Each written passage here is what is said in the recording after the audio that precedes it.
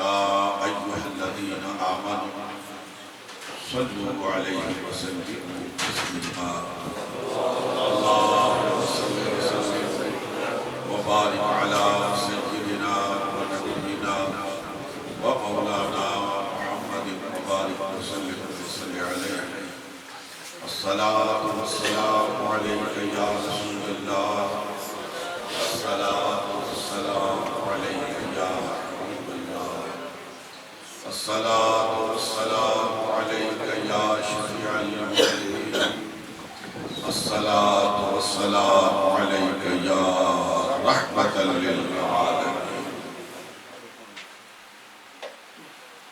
میرے انتہائی کرم فرما محترم و مکرم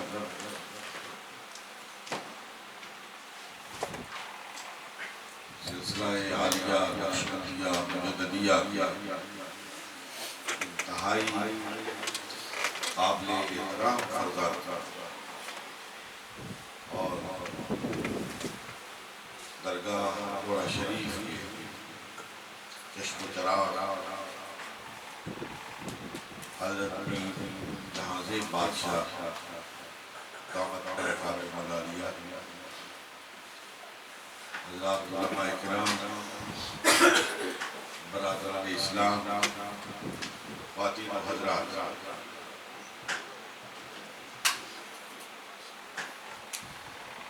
میرا اس دفعہ برطانیہ کا قیام 3 ہفتے پر مشتمل تھا جو اب مکمل ہوا چاہتا ہے۔ میں انجمن محبین مشائخ بغداد شریف برطانیہ کے سرپرست اعلیٰ جناب حاجی نذیر حسین صاحب اور صدر انجمن جناب حاجی محمد منیر صاحب اور ان کے جملہ رفقاء معین اور مددگار حضرات کو دل کی گہرائیوں سے مبارکباد پیش کرتا ہوں کہ آج ذرا چھوٹے پیمانے کی تقریبات کے علاوہ اس سے پاک کی یہ 5ویں بڑی تقریب ہے اور الحمدللہ صوفیاء کے پیغام کو پہنچانے کے لیے انہوں نے انتہائی موثر اجتماعات کا اہتمام کیا ہے۔ اللہ رب العالمین ان کی اس کوشش کو اپنی بارگاہ میں قبول فرمائے اور گوشۂ آخرت میں ڈالے۔ میں حضرت پیر صاحب کا شکر گزار ہوں، ان سے بہت محبت کا تعلق ہے کہ انہوں نے بڑے شاٹ نوٹس میں گزشتہ رات مجھے معلوم ہوا کہ وہ عمرہ کی ادائیگی میں واپس تشریف لا چکے ہیں، تو میں نے درخواست کی تو دیکھیے اس کو کہتے ہیں حب للہ اور اس کو کہتے ہیں ریا اور نمود سے پاک۔ تو انہوں نے مجھے جواباً ارشاد فرمایا کہ مجھے اشتیاق صاحب نے بتایا تھا آپ فون نہ بھی کرتے تو میں آتا۔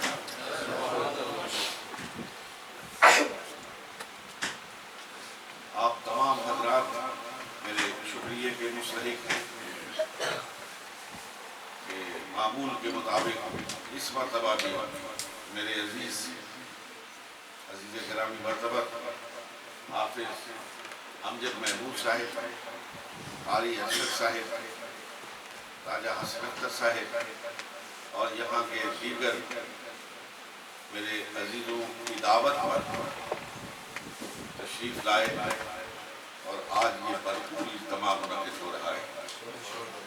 البتہ میرے انتہائی محترم مخلص اور ہمارے حضرات بغداد شریف کی ایک قابل فخر نشانی حضرت مولانا قاری عبدالرحیم صاحب کی کمی شدت سے محسوس ہو رہی ہے کہ وہ علالت کے باعث آج اس مجلس میں شریک نہیں ہو سکے، میری آپ تمام حضرات سے درخواست ہوگی کہ جب بھی دعا فرمائیں ان کی صحت اور تندرستی کے لیے اور درازی عمر کے لیے دعا فرمائیں، وہ ہمارا بڑا قیمتی اثاثہ ہے۔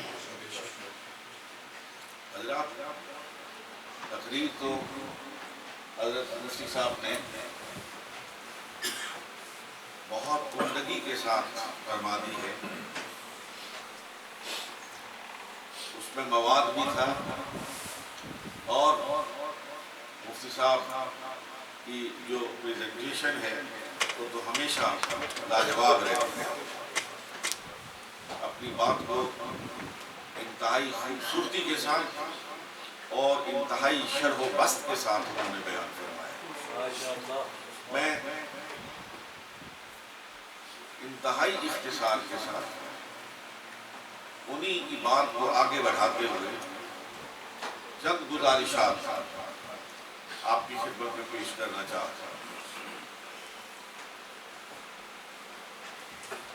حضرت انسان کے مقام اور مرتبے کو بیان کرنے کے لیے انہوں نے خوبصورت دلائل مہیا فرمائے۔ بلا شبہ یہ احسن تقویم انسان بڑی عزت والا ہے، بڑے شرف والا ہے۔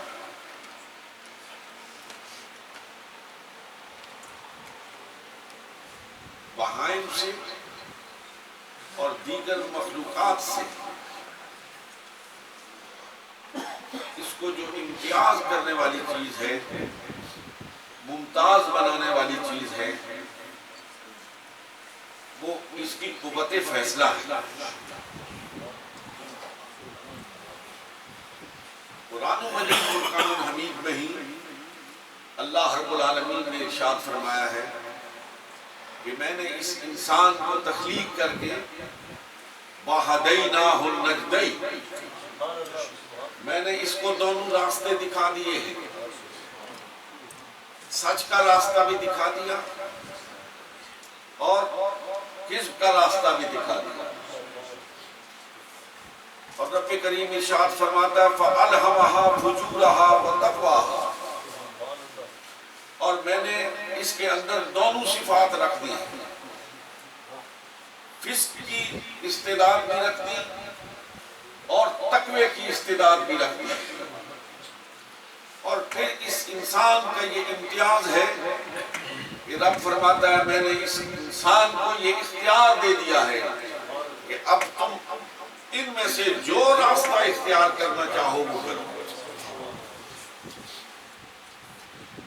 اللہ رب العالمین ارشاد فرماتے ہیں پھر جب یہ انسان اپنے لیے راستہ چنتا ہے قد افلح من زکاها وقد خاب من دساها، جو اپنا تزکیہ کرتا ہے، جو اپنا تصفیہ کرتا ہے، جو اپنے باطن کو پاک کرتا ہے، جو دل و دماغ کو نور حق سے منور کرتا ہے، وہ کامیاب اور کامران ہو جاتا ہے۔ اور جو اپنے آپ کو، اپنے نفس کو، اپنے دل و دماغ کو، اپنی نیتوں کو فسق سے، فجور سے، برائیوں سے آلودہ کرتا ہے، بے شک وہ ناکام اور ناپراد ہوتا ہے۔ حضرات محترم، اس تقویٰ کی راہ کو اختیار کرنے کے لیے بھی اللہ رب العالمین نے ہم پر احسان عظیم کیا ہے کہ اس راہ پر چلانے کے لیے، یہ راہ دکھانے کے لیے، اس انسان کو انسانیت سے بہرہ مند کرنے کے لیے اللہ رب العالمین نے کم و بیش 1,24,000 پیغمبر بھیجے۔ حضرت آدم سے لے کر جناب عیسیٰ علیہ السلام تک نعرہ تکبیر، نعرہ رسالت، نعرہ ختم نبوت، جتنے بھی پیغمبر آئے، جتنے بھی رسول آئے، جتنی جتنی بھی آسمان سے کتابیں نازل ہوئی ہیں، جو صحف آئے ہیں، وہ صحف ابراہیم ہیں، وہ صحف موسیٰ ہیں، وہ سب کے سب ایک ہی پیغام لے کر آئے ہیں کہ اپنے آپ کو، اپنے قلب کو، اپنے دماغ کو، اپنے باطن کو نور حق سے منور کر دو، اپنے آپ کو سچائی کے رنگ میں رنگ دو اور اپنے آپ کو برائی سے پاک کر دو۔ برطانیہ میں رہنے والے مسلمانوں، میرے عزیز نوجوان بیٹوں اور بھائیوں، تمام پیغمبران اعظام علیہ السلام کی مسلسل ایک ہی آواز رہی ہے، اور وہ یہی آواز تھی کہ اپنے آپ کو سچ کے تابع کرو اور اپنے آپ کو اللہ کے حوالے کر دو، اپنے آپ کو شیطان کے حملوں سے بچا لو۔ یہ سب پیغمبران اعظام علیہ السلام یہی آواز لگاتے رہے، اور پھر داعی حق سید الانام، ہم سب کے آقا و مولا جناب محمد الرسول اللہ صلی اللہ علیہ وسلم سب سے آخر تشریف لائے، اور تشکیل انسانیت کا، انسان کو انسان بنانے کا آخری پیغام مخلوق خدا کو پہنچا۔ فرمایا یہ پیغام وہ ہے جو کالے اور گورے کی تمیز نہیں کرتا، جو حاکم اور محکوم کی تمیز نہیں کرتا، جو جغرافیہ سے ماورا ہے، جو نسل اور نسل سے ماورا ہے، جو ہر خطہ عرض پر بسنے والے، کالے، گورے، چینی، ہندی، عربی، عجمی، ہر ایک کے لیے یکساں طور پر یہ پیغام دیتا ہے کہ اس قرآن کے بتائے ہوئے راستے پر چلو گے تو جنت تمہاری منزل ہوگی، اور اگر اس سے فرار اختیار کرو گے، اس سے ہٹو گے، تو پھر جہنم تمہارا مقدر بن جائے گا۔ میرے انتہائی قابل احترام سامعین محترم، اس قرآن نے آپ کو مجھے یہ پیغام دیا ہے، ما آتاکم الرسول فخذوہ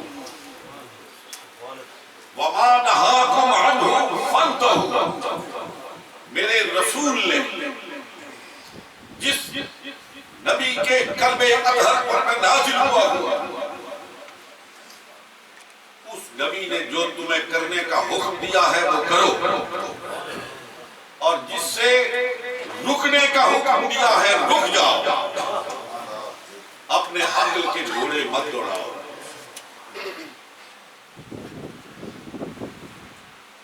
اقبال نے کہا تھا کہ سبق ملا ہے یہ پیر رومی سے مجھے، سبق ملا ہے یہ پیر رومی سے مجھے، عقل قربان کن بپیش مصطفیٰ۔ کہ مجھے پیر رومی نے یہ سبق دیا ہے کہ عقل کو دہلیز مصطفیٰ پہ قربان کر، جہاں رسول اللہ کا حکم آ گیا وہاں عقل کی انتہا ہو گئی، وہاں رسول کا حکم آخری حیثیت کا حامل ہوتا ہے۔ میرے انتہائی قابل احترام سامعین محترم، میں کسی علمی اور فلسفیانہ گفتگو میں آپ کو نہیں الجھانا چاہتا، میں انتہائی سادے الفاظ میں آپ کو قرآن کا اور صاحب قرآن کا پیغام پہنچانا چاہتا ہوں۔ حضور نبی کریم رؤوف الرحیم علیہ السلام نے جو مجھے اور آپ کو ایک درس دیا ہے اور کامیابی کا راستہ بتایا ہے، اس کو ذرا بڑے سادہ سے پیغمبرانہ الفاظ میں سماعت فرمائیں۔ حضور سرور کون و مکان جناب محمد الرسول اللہ صلی اللہ علیہ وسلم ارشاد فرماتے ہیں، الصدق ینجی والکذب یہلک، الصدق ینجی والکذب یہلک، سچائی تمہیں نجات دیتی ہے اور جھوٹ تمہیں ہلاکت میں ڈالتا ہے۔ یہ بظاہر دو جملوں پر مشتمل ایک پیغام رسالت محمد صلی اللہ علیہ وسلم ہے، لیکن حقیقت یہ ہے کہ دنیا کی ساری سچائیاں اس ایک سچائی میں مستقر ہے، اس ایک سچائی میں پوشیدہ ہے۔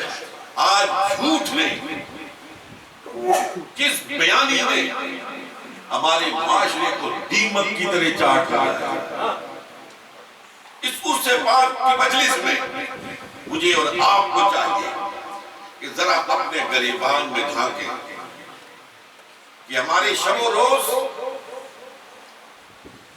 سچائی میں سر ہوتے ہیں، یا ہم صبح اٹھتے ہیں تو جھوٹ کا سہارا لیتے ہیں، اور رات کو بستر پہ جاتے ہیں تو اس وقت بھی کوئی نہ کوئی جھوٹی کہانی ہماری زبان پر ہوتی ہے۔ میرے آقا، میرے مولا جناب محمد رسول اللہ صلی اللہ علیہ وسلم کی بارگاہ اقدس میں ایک شخص حاضر ہوا اور عرض کیا، یا رسول اللہ صلی اللہ علیہ وسلم، دنیا کے سارے عیوب مجھ میں پائے جاتے ہیں، سارے عیب میری ذات میں موجود ہیں، اور وہ میری طبیعت ثانیہ بن چکے ہیں، میں ان کو چھوڑ نہیں سکتا۔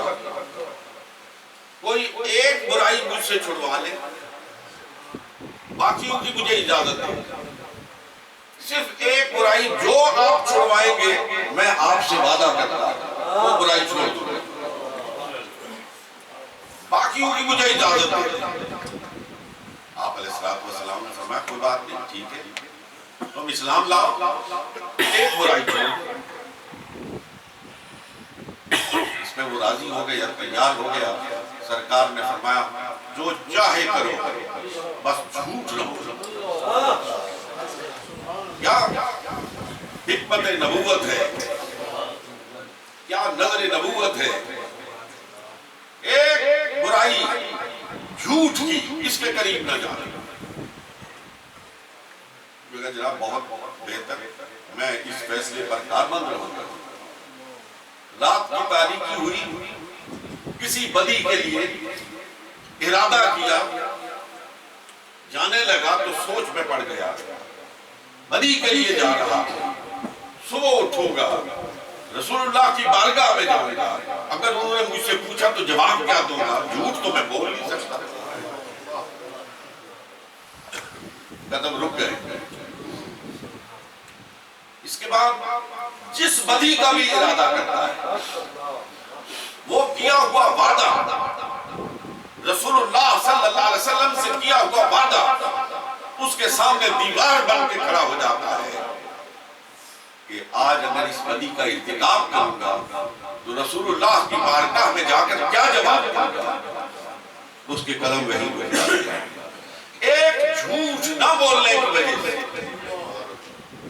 ایک جھوٹ نہ بولنے کی وجہ سے وہ تمام گناہوں سے پاک ہو جاتا ہے۔ میرے مسلمان بیٹوں، میرے عزیز بچوں، آج پاکوں کی اور سچوں کی اس مجلس سے اٹھتے وقت یہ عہد کر کے جاؤ کہ ہم سچائی کو اپنائیں۔ دیکھیے، ہمارا ضمیر کہتا ہے، ہمارا دل یہ کہتا ہے کہ یہ جھوٹ بولیں گے تو ہمیں فائدہ ہوگا، سچ بولیں گے تو نقصان ہو جائے گا، دل یہ کہتا ہے۔ کبھی کبھار وکیل بھی یہ مشورہ دیتا ہے، دوست بھی یہ مشورہ دیتا ہے کہ یہ بات اگر کہہ دو نجات ہو جائے گی، یہاں سچ سے گریز کرو بچ جاؤ گے۔ میرے دوستوں، مجھے بتاؤ، اے رسول اللہ سے محبت کرنے والوں، اے رسول اللہ کے نام پر نعرے لگانے والوں، کہ رسول تو کہتا ہے کہ جھوٹ میں نجات نہیں ہے، سچ میں نجات ہے۔ ضمیر کہتا ہے، تمہارا اندر سے، تمہارا اپنا دل کہتا ہے نہیں، جھوٹ سے نجات ہے۔ آپ نے رسول کی بات نہیں مانی، آپ نے دل کی بات مانی۔ مجھے بتاؤ، آپ کو اپنے آپ سے محبت ہے یا رسول اللہ سے محبت ہے؟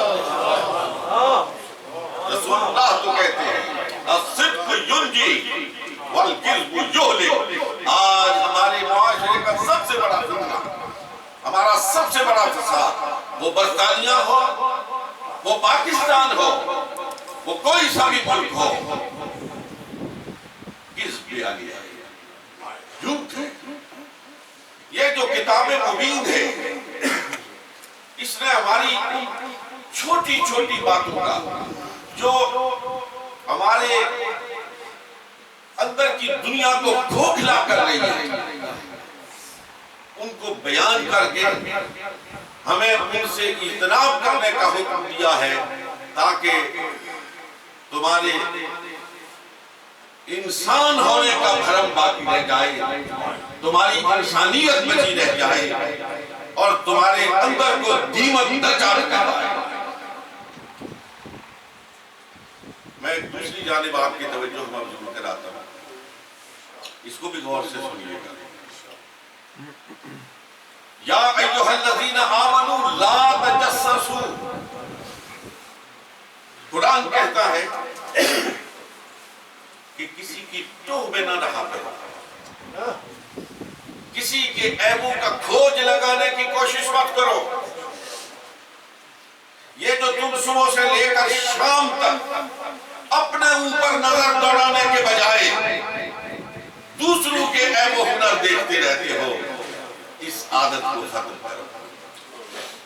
یہ عادت معاشرے میں فتنہ اور انتشار کا سبب بنتی ہے۔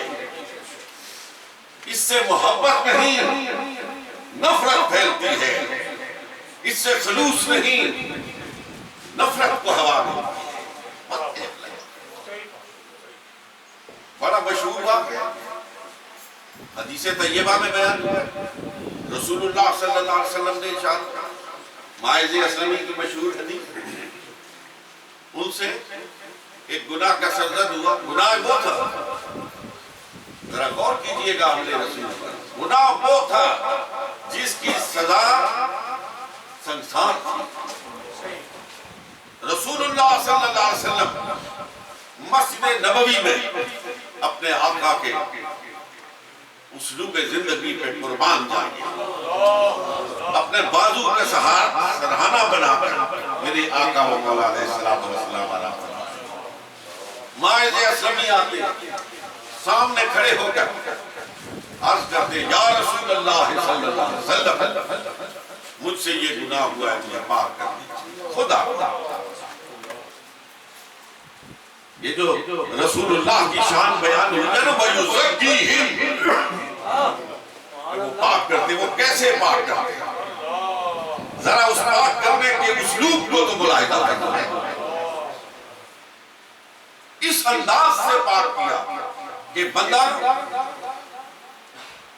اپنے اوپر پتھر کھانے کو تیار ہے، لیکن خدا کے سامنے شرمندہ ہونے کے لیے تیار نہیں ہے۔ یا رسول اللہ مجھے پاک کیجئے، آپ نے اپنا رخ دوسری طرف کر دیا، یہ چلا جائے، وہ دوسری طرف سے آ گیا اور ادھر سے آ کے پھر کہا، یا رسول اللہ صلی اللہ علیہ وسلم مجھے پاک فرمائیے۔ رسول اللہ صلی اللہ علیہ وسلم نے پھر پہلی پڑھی، وہ پھر ادھر سے آ گیا۔ اس پہ محدثین کلام کرتے ہیں، وہ فرماتے ہیں کہ جب 3 دفعہ کہا تو یہ شان رحمت للعالمین تھی کہ آپ اس کو اپنی رحمت سے سرفراز فرما رہے تھے کہ جاؤ واپس چلے جاؤ، میرے سامنے اقرار مت کرو۔ لیکن جب 4تھی مرتبہ اس نے کہا تو اب شارع شریعت کی بات تھی، اب آپ علیہ السلام نے اس کی تحقیق فرمائی۔ باپ کے واقعے سے پہلے میں آپ کی خدمت میں اس عمل کی جانب متوجہ آپ کو کرنا چاہتا ہوں جس طرف میں نے پہلے اشارہ کیا ہے کہ رسول اللہ کی بارگاہ میں آنے سے پہلے وہ سب سے پہلے حضرت ابوبکر کے پاس گئے۔ یہ ہونا چاہیے مسلمان کا طرز عمل، اور جا کے سارا واقعہ بیان کیا کہ یہ گناہ مجھ سے سرزد ہوا ہے، ابوبکر میں کیا کروں؟ کہا کسی کو بتایا تو نہیں ہے، کسی کسی کو بتایا تو نہیں؟ اے ابو بکر کسی کو نہیں بتایا، کہا پھر مٹی ڈالے. اس کو کہتے ہیں من ستر مسلمن سترہ اللہ، یا کہ جو مسلمان کے عیب کو چھپاتا ہے اللہ رب العالمین قیامت میں اس کے عیب کو چھپائے گا. حضرات ہمیں تو کسی کا عیب معلوم ہو جائے گا تو ہمارا طریقہ عبادات کیا ہے کہ اشتیاق صاحب اے گل ویسے تساں کہ دسنا اور مجھے نہ پائے بس اور بس پڑھ دے نہیں پائے. اشتیاق صاحب کہتے ہیں اگلے کو، وہ کہتے ہیں اگلے کو، بات تو وہ سکینہ دسے پر تو آ رہا تھا. شام تک وہ بات پورے گلی میں محلے میں پورے قصبے میں پھیل گئی. اس کو چین نہیں آ رہا تھا ہمارے جیسا نہیں. اور وہ پھر حضرت عمر کے پاس گئے اور جا کے وہی واقعہ ہو گیا.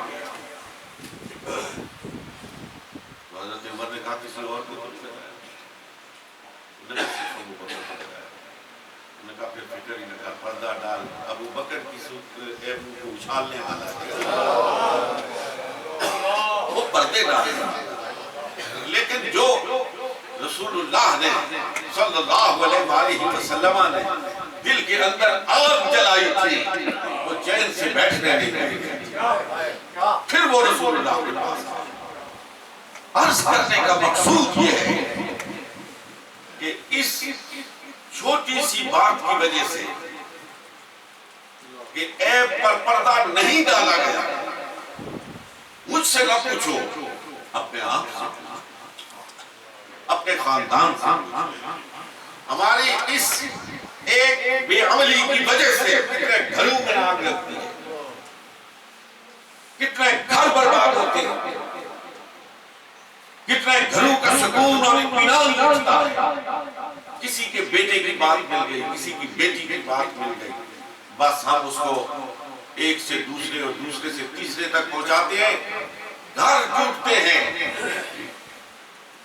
والدین کی آنکھوں سے آنسو کی جھڑی لگتی ہے، بیٹیوں کے گھر کا سکون اور اطمینان برباد ہو جاتا ہے. بس ہمارا زبان کا چسکا اور ہماری اندر کی آگ ذرا بجھ جاتی ہے کہ میں نے فلاں کی بات فلاں کو پہنچا دی، دیکھا نتیجہ یہاں بھی نکلا ہے، نتیجہ وہاں بھی نکلے گا. تم اس نتیجے کو دیکھتے ہو، اس نتیجے کو نہیں دیکھتے ہو جو خدا کے بارگاہ میں. جب تم محمد عربی صلی اللہ علیہ وسلم کی بارگاہ میں پہنچو گے تو پھر تمہیں پتہ چلے گا کہ وہ بات ٹھیک تھی یا یہ بات ٹھیک تھی. پردہ ڈالنا اچھا تھا یا کسی کے عیب کو منظر عام پر لانا اچھا تھا. کسی کا ایک شعر ہے، جب تک پڑی نہ تھی نظر، جب تک نہ پڑی تھی نظر اپنے عیبوں پر، رہے دیکھتے لوگوں کے عیب و ہنر. رہے دیکھتے لوگوں کے اوروں کے عیب و ہنر، جب پڑی اپنے آپ پر نظر نگاہ میں اپنی کوئی برا جاتا ہے. جب انسان اپنے آپ پر غور کرتا ہے، اپنے نام و اعمال کو دیکھتا ہے، اپنی شب و روز کو دیکھتا ہے، تو پھر اسے ہر شخص اپنے آپ سے اچھا لگتا ہے. یہ صوفی آپ نے دیکھا ہوگا کہ یہ صوفیوں کے پاس لوگ بغیر اشتہار کے، بغیر کسی پروپیگنڈے کے، آج تو گھوڑا شریف میں بڑا زبردست آنے جانے کا رستہ موجود ہے، بڑی سہولتیں موجود ہیں، لیکن ذرا تھوڑا سا تصور میں لاؤ نا کہ وہ پہاڑوں کے بیچ میں کون تھا جو ان کو کھینچ کھینچ کے لوگوں کو لاتا تھا. بغداد شریف کوٹے سے آگے کوئی سڑک نہیں، کوئی سڑک نہیں، اور تمام لوگ کوٹے سے پیدل ان پتھروں پہ چلتے ہوئے جاتے تھے، آبلا پا ہو کے جاتے تھے. وہ کیا بات ہے؟ صوفی کہتا تھا اپنے عیبوں پہ نگاہ نہ ڈال، خدا کی رحمت پہ نگاہ ڈال۔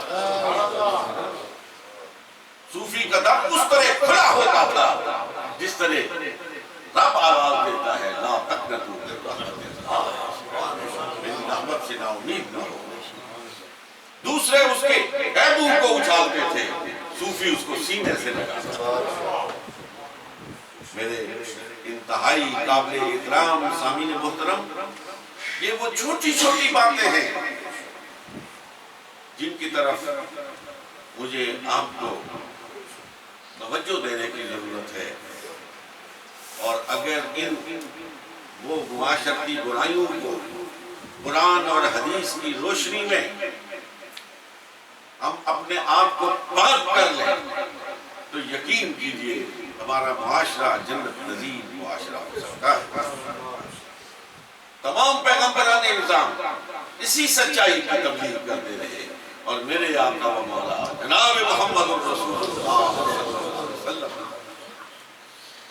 کی زندگی کا ایک ایک برق دیکھیے، ایک ایک حرف دیکھیے، ایک ایک نکتہ دیکھیے، انہی سچائیوں کی تعلیم دیتے ہوئے اور اسی سچائی پر مسلمانوں کو گامزن کرنے کے لیے صف کرتے ہیں۔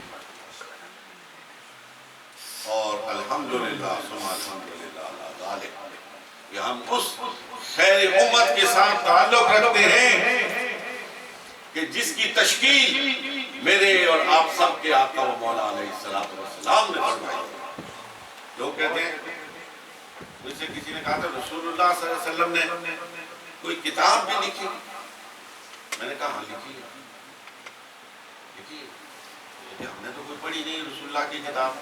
میں نے کہا ذرا آنکھیں کھول کے دیکھو، کتاب بھی نظر آ جائے گی، اس کے ورق بھی نظر آ جائے گی، یہ کون سی کتاب لکھی ہے؟ میں نے کہا حضور نے کتاب لکھی ہے ابو بکر، حضور نے کتاب لکھی ہے عمر، حضور نے کتاب لکھی ہے عثمان، حضور نے کتاب لکھی ہے علی، حضور نے کتاب لکھی ہے حسن، حضور نے کتاب لکھی ہے حسین، حضور نے کتابیں لکھی ہیں 1,20,000 کتابیں، یہ سارے صحابہ اکرام محمد الرسول اللہ صلی اللہ علیہ وسلم کی کتابیں ہیں۔ نعرہ تکبیر، نعرہ رسالت، نعرہ عجب واشری۔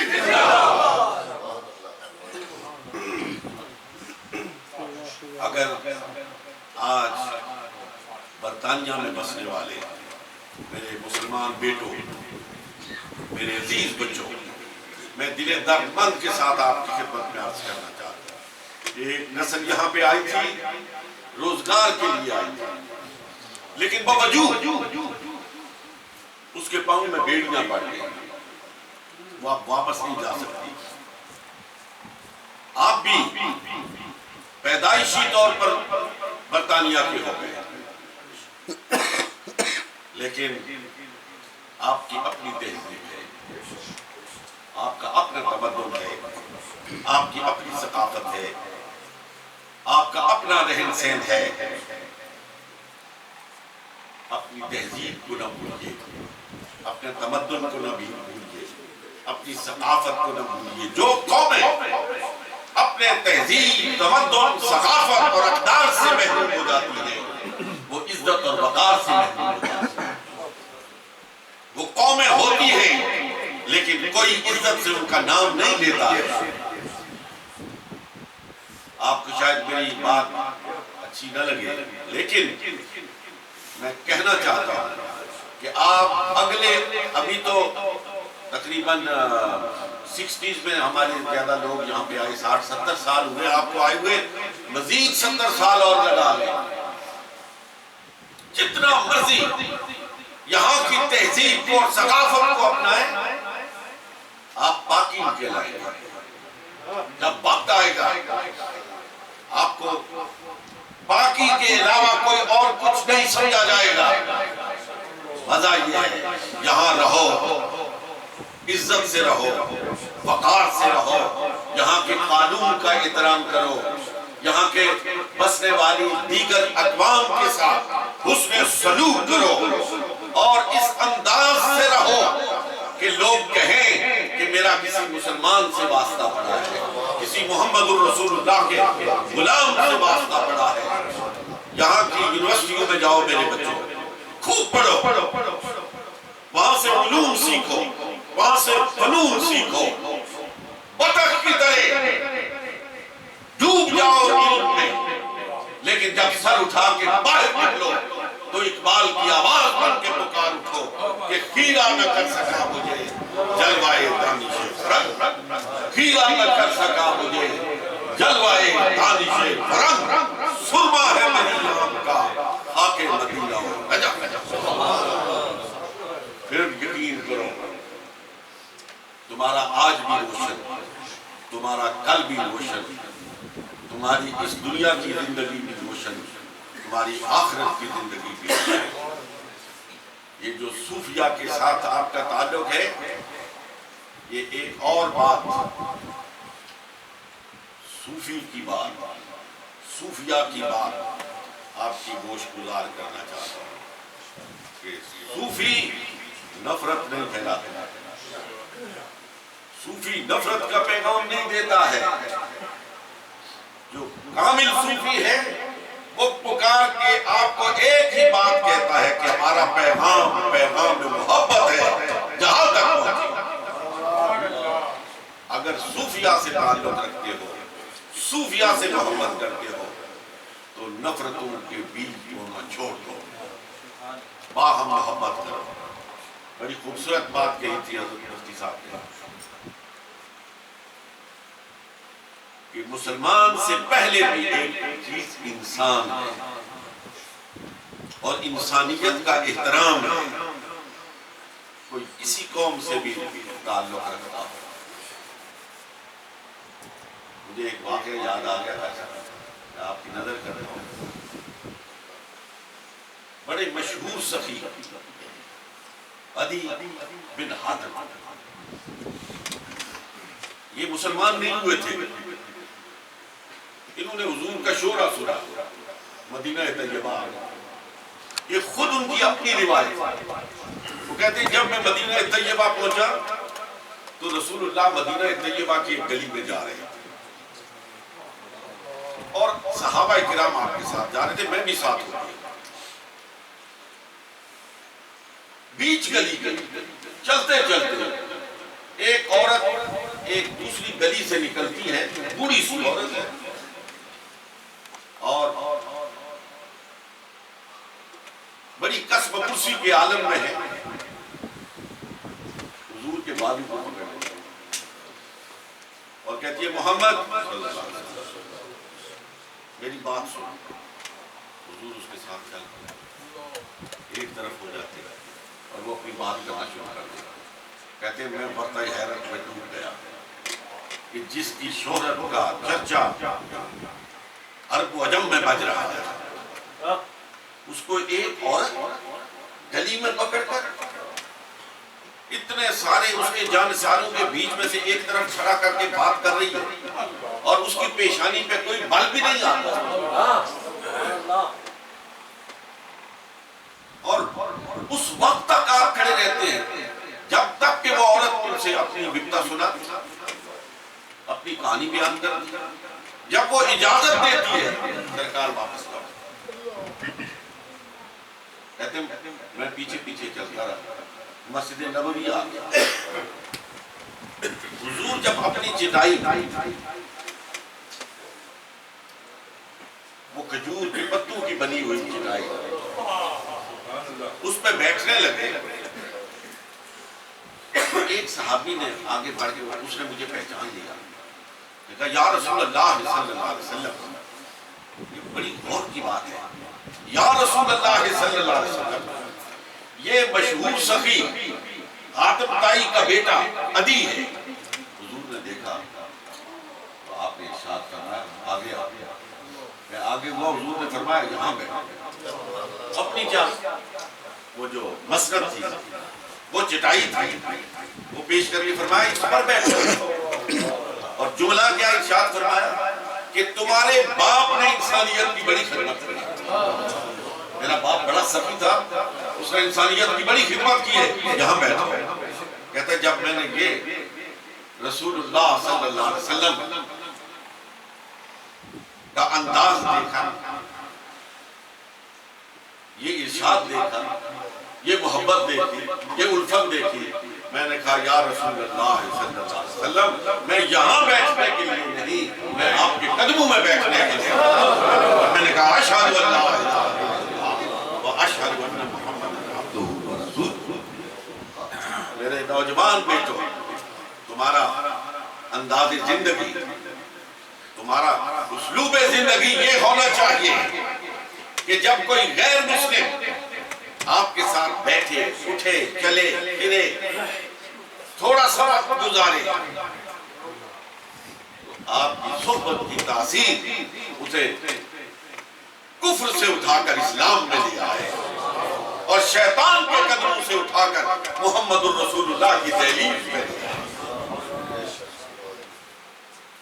حضرت خواجہ معین الدین چشتی اجمیری رحمۃ اللہ علیہ ایک دفعہ ایک بیل گاڑی پہ سفر کرتا ہے، کوچوان ہندو تھا۔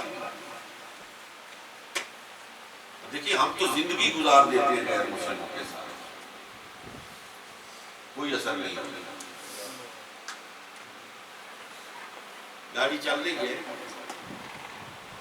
زور کا وقت ہو گیا، عصر کا وقت ہو گیا، آپ نے یہاں نماز پڑھی، وہاں نماز پڑھی، مغرب کا وقت ہو گیا، تو آپ نے فرمایا اس نوجوان سے، بیل گاڑی کے مالک سے، کہ میں وضو سے نہیں ہوں، میں تازہ وضو کرنا چاہتا ہوں، کسی چشمے کے پاس گاڑی کو تاکہ میں وضو کر لوں اور نماز پڑھوں۔ چشمہ آیا، گاڑی رکی، آپ نیچے چلے گئے، وضو فرمانے لگے۔ دل میں خیال آیا، دل میں خیال آیا کہ معین الدین تیری کوئی نماز بغیر جماعت کے نہیں ہوئی، آج کوئی مسلمان نہیں ہے، تو کیسے با جماعت نماز ادا ہوگا؟